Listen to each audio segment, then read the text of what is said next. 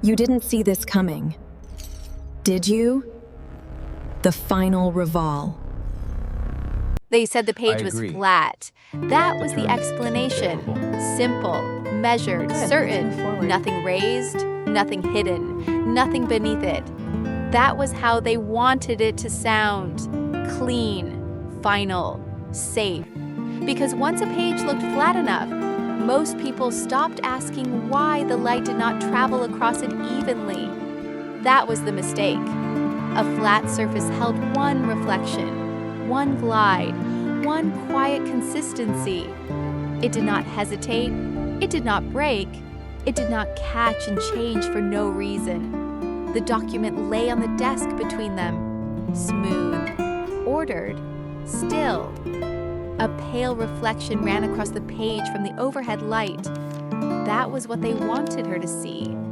A clean surface, a calm sheet, a page with nothing left to reveal. The man across from her didn't look worried. He looked finished. "It's flat," he said, calm, easy, and certain, as if surface could prove depth without ever being tested. For most people, it could, because once paper looked smooth enough, they stopped asking whether the light was slipping or stumbling. That was the comfort of appearance. Sarah looked at the page, not at the text, not at the margin, at the reflection, at the place where it bent. That was the difference. Other people read paper. Sarah read light. A woman to the side relaxed too early. Another person pressed the page slightly flatter against the desk, as if pressure could smooth history back into silence. That was useful. It meant they believed surface was enough.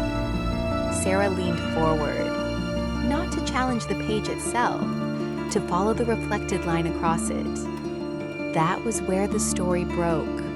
A true flat page would carry one uninterrupted path. This one didn't. Near the center, the reflection narrowed, then split, then joined again. Small, precise, easy to miss if you were reading words. Impossible to ignore if you were reading behavior. That was the problem. The page still looked flat. That wasn't the issue. The issue was what the light had to climb over for just a moment before moving on. That was worse. What is it too because early? rough paper could be blamed on wear.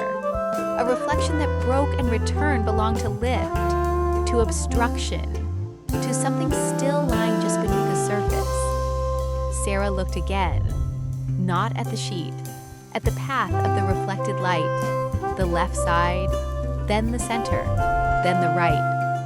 The man across from her noticed the pause. His shoulders changed before his face did. That was enough. "What is it?" the woman asked. Too soon, too exposed. Sarah placed one finger beside the clean reflection on the left, then moved it to the broken section near the center. "This travels clean," she said. Then she held the interrupted part. "This catches." Silence. No one interrupted. Because reflection was not opinion. It was response. And response was hard to deny once light stopped behaving smoothly. The man leaned forward, looked at the left side again, then the center break, then the right return. He didn't answer. That was the answer. The woman to the side straightened slowly. Another person stopped touching the page. That was how certainty broke. Not when the page looked raised, when the light refused to stay continuous. The same page they called flat, now exposed the hidden shape it had been crossing the whole time. Sarah didn't push further, but she didn't need to. The reflection was doing enough already. One glide, one break, one return. evidence is clear. 3 behaviors that should have protected their Claim is version, compromised. now turning against it. The man sat back, careful now, no longer settled. The document remained open between them. Still smooth, still official, still presentable, and no longer believable. Sarah stepped back half a pace, still there, still watching, but no longer proving. Because once reflection stops moving evenly, flat stops being flat, and sometimes The fastest way to expose what sits hidden beneath a page is not to press it. It is to watch where the light breaks while pretending to glide. The truth is out. The best is yet to come. Subscribe and stay with me.